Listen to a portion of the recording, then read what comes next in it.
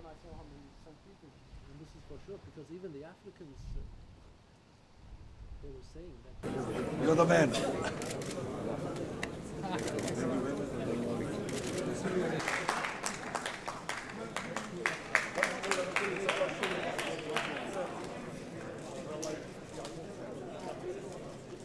When Platini pulled out, Sheikh Salman saw that this was his opportunity to step forward, if you like, on the world stage.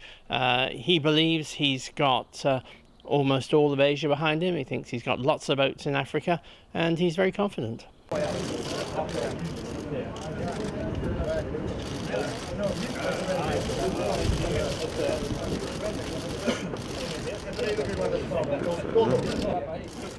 Guys, we'll do the second one, yeah? Yeah. Yeah. Yeah, how many times do you want me to? 5 will do it. No chance.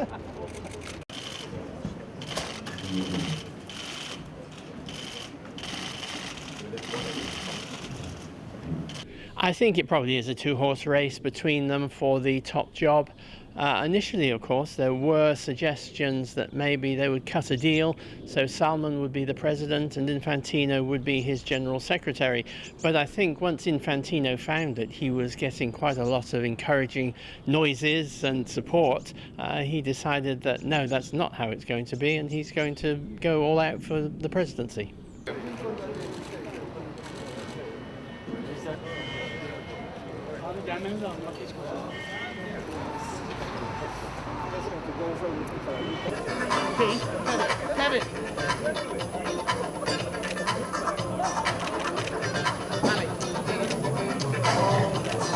Presenting the players from Prince Ali. Obviously, it's come all over here, royalty.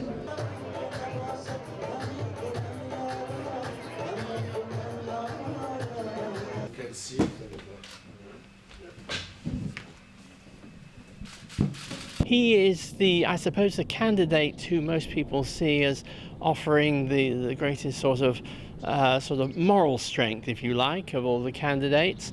His problem is that last time he had all Europe behind him. This time Europe's votes will go to Infantino. So Prince Ali, I think he would hope and would possibly be holding the sort of balance of power between Infantino and Sheikh Salman after the first round of voting.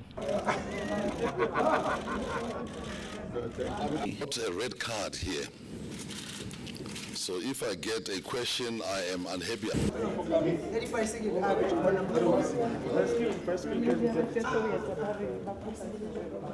He really has not seemed to have his full heart in the campaign, and it would almost be quite surprising if he was still there on the stage come Friday. Okay, cool.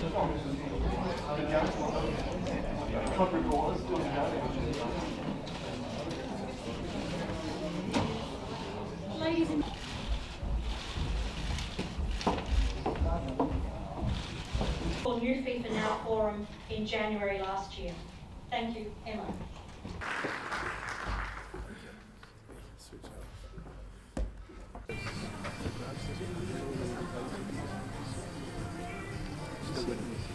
He worked for a decade at FIFA alongside Blatter, which is in a sense his weakness for a lot of people.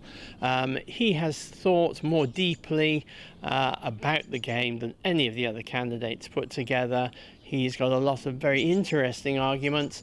The problem is that he doesn't have a confederation behind him. Brought up by a Jordanian family, and basically it's taking away the power from the ExCo, turning it, really expanding it into a sort of strategic council, so that power will then be vested in the actual paid officials, rather like a normal company structure.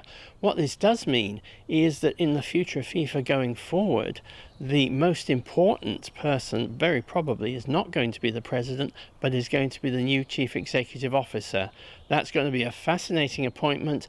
You'd like to think that FIFA and whoever is the president will look outside football, stay within sport, but outside football, to bring in someone who can really steer the ship in a very new direction.